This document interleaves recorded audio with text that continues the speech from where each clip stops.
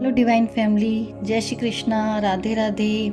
कैसे हैं आप सब? मैं उम्मीद करती हूँ आप सभी डिवाइनली ब्लेस्ड हैं, स्वस्थ हैं, सुरक्षित हैं। मैंने एक सीरीज चालू की है जिसमें मैं आपको विभिन्न गीता जी के बारे में बता रही हूँ कि वह आपको कहाँ से प्राप्त हो सकती है, उसका जीवन में क्या महत्व है, उसे पढ़ने से आपका जीवन कैसे परिवर्तन हो सकता है। इसी सीरीज में आज हम जानेंगे अवधूत गीता के बारे में। भगवान श्री दत्तात्रेय कृत अवधूत गीता एक प्राचीन स्वतंत्र ग्रंथ के रूप में प्राप्त है।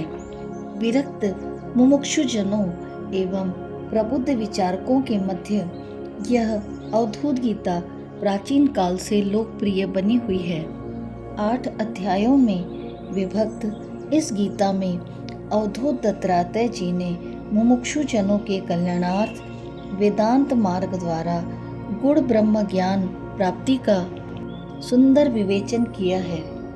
इसमें आत्मा का निरूपण, निर्द्वंद भाव कथन, जीव ब्रह्मा की एकता, प्रणव का स्वरूप, वेदांत के महावाक्यों पर विचार, ब्रह्मा की सर्वव्यापकता, मन की लोलुपता से निवृत्ति का उपाय, विषय भोग की निंदा एवं उसके त्याग का उपाय आदि अनेक परम उपयोगी उपदेश सम्मिलित हैं। श्रीमद् भागवत पुराण के एकादश स्कंद के अंतर्गत भी एक अवधूत गीता प्राप्त होती है, जिसमें श्री कृष्ण उद्धव संवाद के अंतर्गत जो प्रख्यात अवधूतोपाख्यान आता है उसी को अवधूत गीता भी कहते हैं। 3 अध्यायों में विस्तृत इस गीता के अंतर्गत भगवान अवधूत श्री दत्तात्रेय द्वारा राजर्षि यदु को अपने 24 गुरुओं के नाम तथा उनसे प्राप्त शिक्षाओं का वर्णन है। इस गीता की विषय वस्तु केवल विद्वानों के बीच ही प्रसिद्ध नहीं है, अपितु लोक संस्कृत में भी इसकी रचना की गई है। अतः है कि इस गीता जी के अध्ययन से आप समस्त आसक्तियों से छुटकारा पाकर जीवन में सब कुछ पाकर प्रसन्नता पूर्वक अपना जीवन बिता सकते हैं। साथ ही पूर्वजों का भी आशीर्वाद आपको प्राप्त होता है और मोक्ष की प्राप्ति होती है।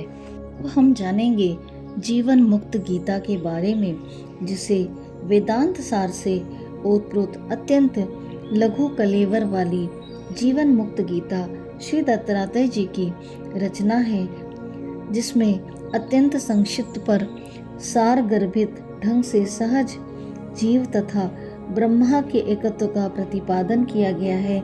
साथ ही जीवन मुक्त अवस्था को भी सरल रूप से परिभाषित किया गया है। इस गीता जी के अंदर कहा जाता है कि मन की दृढ़ता से ही मोक्ष प्राप्त होता है। जिसने इस सत्य को जान लिया वही वस्तुतः जीवन मुक्त हो जाता है।